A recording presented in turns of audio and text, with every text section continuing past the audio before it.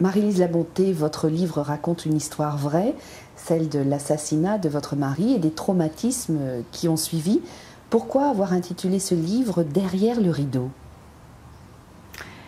Parce que l'événement s'est passé derrière le rideau.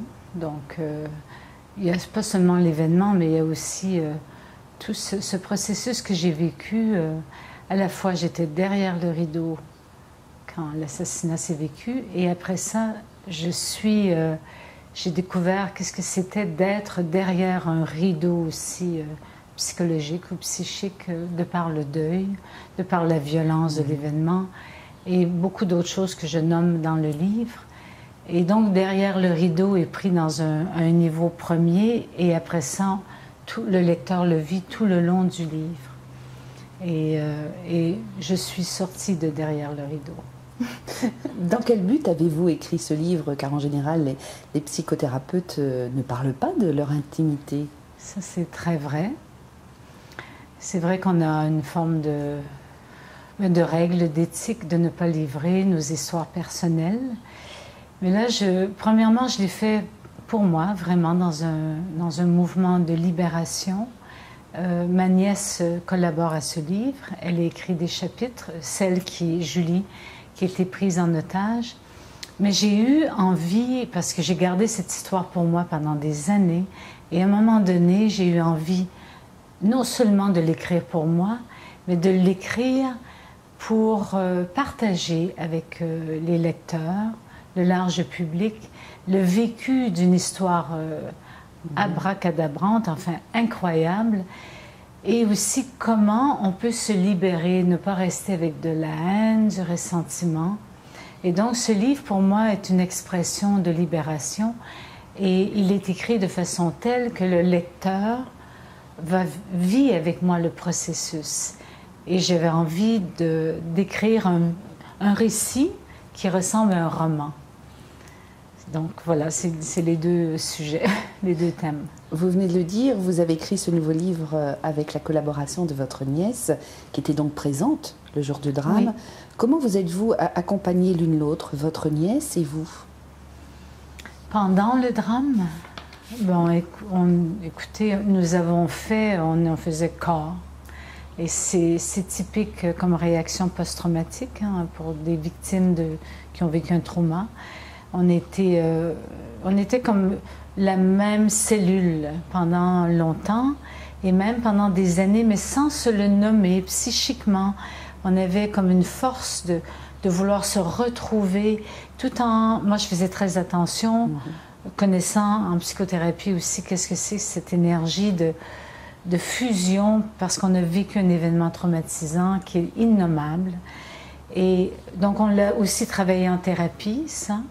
Et par contre, le désir d'écrire le livre, et quand je lui ai demandé sa collaboration, c'était aussi un processus de guérison pour nous deux, de guérison aussi du système familial, dans la relation aussi avec la mère de Julie, qui est ma grande sœur.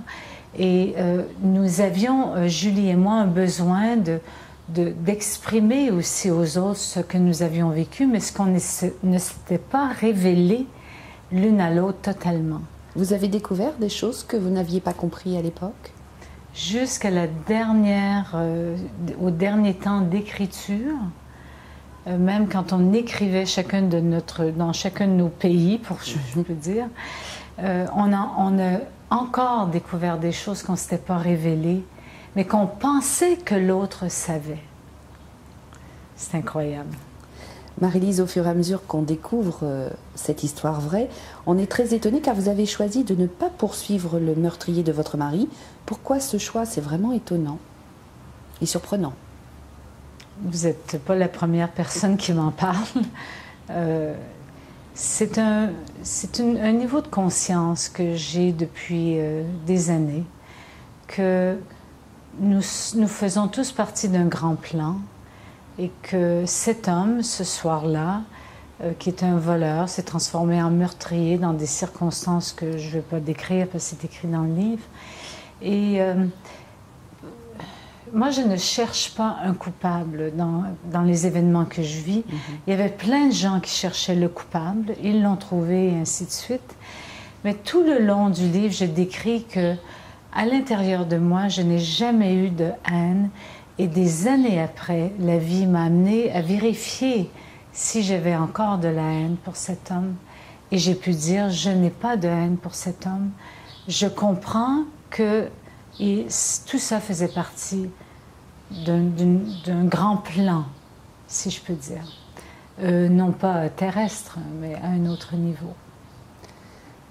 Votre mari et vous-même, à l'époque, aviez un chemin spirituel. Est-ce que vous aviez peur à l'époque de la mort?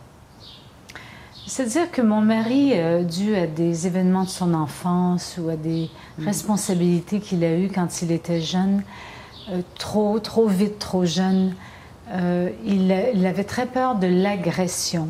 Et souvent, je me moquais de lui en disant « Toi, un grand homme qui a peur des voleurs », je trouvais ça drôle. Avoir peur de la mort, je ne me souviens pas que mon mari ait nommé qu'il avait peur de la mort. Moi, j'ai toujours eu une relation très spéciale avec la mort. C'est comme si, non pas que j'avais peur de ma mort, je n'ai pas peur de ma mort, c'est la mort des êtres chers. Et ça, c'est quelque chose qui me poursuit depuis très longtemps. Je ne vais pas révéler depuis quand, parce que tout ça, c'est écrit dans le livre. Et évidemment, l'événement que j'ai vécu était un appel pour que je puisse résoudre en moi ce mystère de cette forme de très grande peur de perdre, qui appartient aussi à l'humanité, évidemment. Mais en tout cas, là, j'ai pu m'occuper de cette dimension de moi. Alors aujourd'hui, comment appréhendez-vous la mort? Certainement différemment, c'est-à-dire, je ne sais pas, hein, parce que je n'ai pas été, bon, entre-temps, ma maman est décédée. J'accompagne des mourants, je côtoie la mort, j'ai accompagné des patients, j'ai accompagné des gens de ma famille. C'est un phénomène pour moi où je suis à l'aise d'accompagner. La dimension, certainement, qui me touche encore, c'est que la personne se transforme. On n'a plus contact avec son corps physique, on n'a plus contact avec ses odeurs et tout. Alors, je ne peux pas vraiment répondre parce que j'attends la prochaine fois que quelqu'un va mourir autour de moi, je pourrais vérifier. Je ne pourrais pas dire, ça y est, c'est acquis, je suis solide devant la mort de quelqu'un, d'un être cher. Non, je ne peux pas dire ça. Face à ma propre mort, ben, disons que je suis pas mal sereine, mais encore là, je le saurai le jour où je le vivrai. Marie-Lise Labonté, qu'est-ce que cette épreuve a changé dans votre vie, profondément? Tout. Vraiment. Mais à un niveau très profond de mon être. Et pour les gens qui me connaissent et qui savent que j'ai connu d'autres épreuves, la maladie incurable, je m'en suis guérie, et d'autres épreuves, celle-là, c'était la totale, comme on dit, la plus forte, et qui m'a amenée dans une transformation, je dirais même une transmutation cellulaire de mon être, dans une relation de grande intimité avec mon âme, et ce n'est pas terminé. Et c'est en mouvement. Est-ce que ce livre est libérateur? Le livre, le fait de l'écrire, c'était comme une récapitulation chamanique pour moi, où j'ai repris les événements dans les détails. Et évidemment, ce livre m'a beaucoup aidé, moi, à recontacter encore plus, comme je l'ai déjà nommé un dernier livre, Le choix de vivre.